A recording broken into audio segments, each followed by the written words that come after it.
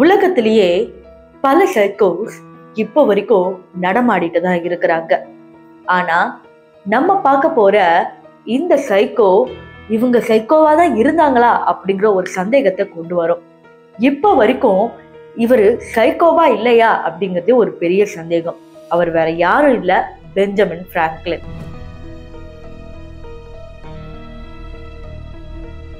அதாவது மின்னல்ல மின்சாரம் இருக்குன்னு கண்டுபிடிச்சவர் இவர். பிராங்க்லின் ஸ்டவ் அப்படிங்கிறது கண்டுபிடிச்சவர் இவர். இப்படி கண்டுபிடிச்ச சயின்டிஸ்ட எப்படி சைக்கோன்னு சொல்றாங்க? அப்ப இதுக்கு பின்னாடி என்ன இருக்கு அப்படி தெரிஞ்சுக்கணும்னா இந்த வீடியோ ஃபுல்லா பார்க்கணும். ஸோ வாங்க வீடியோக்குள்ள போகலாம். நான் உங்கள் சிவரஞ்சனி வெட்டேட் ஹிஸ்டரியில இருந்து.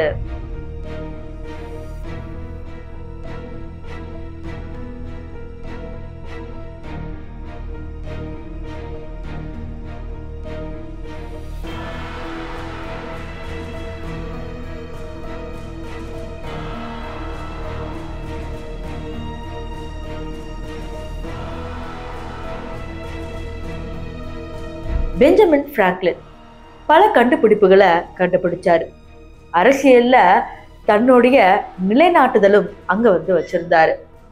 எல்லாமே கரெக்டா போயிட்டு இருந்த டைம்ல பெஞ்சமினை இந்த உலகமே புகழ்ந்துச்சு. இப்பதான் ஒரு ட்விஸ்ட். பெஞ்சமின் இறந்து 200 ஆண்டுகளுக்கு பிறகு அவருடைய வீடை ரெனோவேட் பண்ணி மியூசியம் ஆக்கணும் அப்படிங்கிற மாதிரி அந்த ஊர் மக்கள் முடிவு பண்றாங்க. இத கவர்மெண்ட் கிட்ட பெர்மிஷன் கேட்டு அங்க போய் நிறைய விஷயங்கள் மாத்துறதுக்கே ரொம்ப காலம் ஆயிடுச்சு. இப்ப அங்க ரெனோவேட் பண்ணிட்டு இருக்கும் போது என்ன இது கீழே என்னமோ இருக்கே அப்படின்னு சொல்லி தோண்டி எடுக்க ஆரம்பிச்சிருக்காங்க. அங்க தோண்டி எடுக்கும் போது ஒரு எலும்பு கிடைச்சிருக்கு. என்ன இது அப்படின்னு கொஞ்சம் பயந்து இன்னொன்னு தோண்டி எடுத்தா இன்னொரு எலும்பு. இந்த மாதிரி 1200 எலும்புகளை பார்த்த உடனே அங்க வேலை செய்யறவங்க எல்லாருமே வெளியே ஓடி வந்துட்டாங்க. உடனே போலீஸ்க்கும் இன்ஃபார்ம் பண்ணாங்க. இவ்வளவு பெரிய சயின்டிஸ்ட் இருக்கிற வீட்டுல, அதுவும் பேஸ்மெண்ட்ல 1200 எலும்புகளா அப்படின்னு சொல்லி எல்லாருமே ஷாக் ஆகுறாங்க. பிறகு அங்க இருந்து போலீஸ் பயங்கரமா இன்வெஸ்டிகேட் பண்றாங்க. இங்க இன்னொரு ட்விஸ்ட் வருது.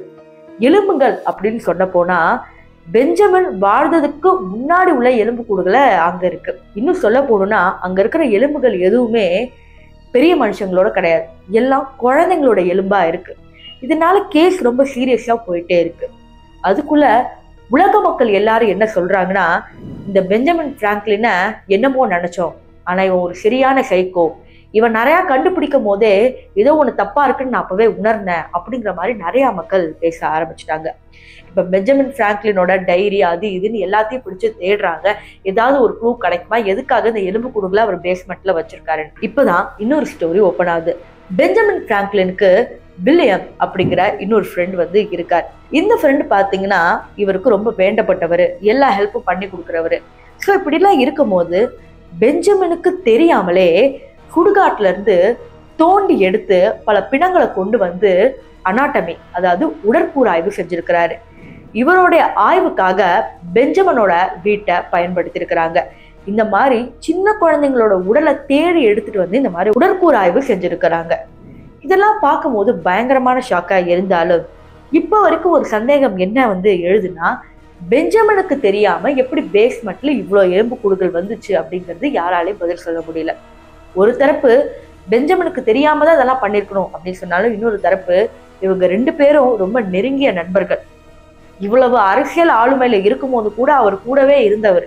அவர் பண்ற தப்புகள் மட்டும் பெஞ்சமினுக்கு தெரியாதா அப்படிங்கிற மாதிரியும் கேட்டிருந்தாரு. அதுவும் பெஞ்சமின் சாகிறதுக்கு முன்னாடி ஒரு கருத்தை சொல்லியிருந்தாரு. ஒரு சீக்ரெட் அப்படின்னு இருந்தா 3 பேர்கிட்ட இருந்தா அதுல 2 பேர் இறந்து போயிட்டாங்கன்னா ரொம்ப கரெக்ட் அப்படிங்கிற மாதிரி ஒரு கருத்தை அவர் சொல்லியிருப்பாரு. அந்த கருத்தும் இதோட கனெக்ட் ஆகி பயங்கர பேசும் பொருளா போயிருக்கு.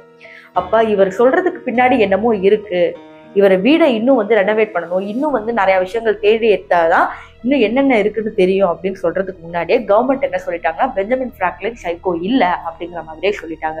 கடைசியில அந்த வீடையும் ரெனோவேட் பண்ணி இப்ப மியூசியமா வச்சிருக்காங்க. இது வரைக்கும் நீங்க கேட்ட கதை எல்லாமே உண்மைதான். ஆனா இப்ப வரைக்கும் பெஞ்சமின் பிராங்க்லின் கொலை பண்ணவரா கொலை பண்ணாதவரா அப்படிங்கிறது இந்த மர்மம் மட்டும் விலகவே இல்லை.